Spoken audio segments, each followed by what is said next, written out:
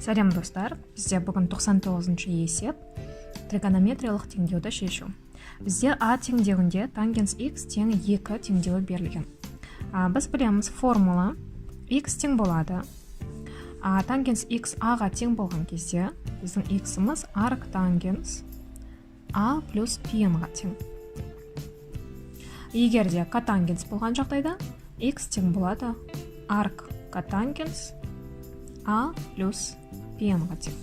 Осы формула арқылы келесі теңдеуді шешеміз. Яғни тангенс x тең 2 болған кезде бізде x-іміз тең болады арк тангенс a дегеніміз бұл 2 плюс пи-н болады екен. Келесі а есебіміз. А есебіміз котангенс x тең болады 3-тен 1 берілген. Бізде x тең болады арк котангенс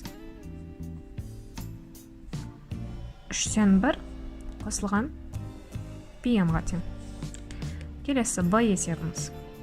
Котангенс x тең болады түбірасты 3 берілген. X тең болады арк котангенс түбірасты 3 плюс пи-н. Ол тең болады.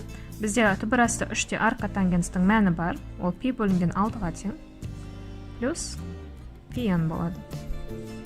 Келесі в есебіміз. Тангенс x тең болады 5-ке.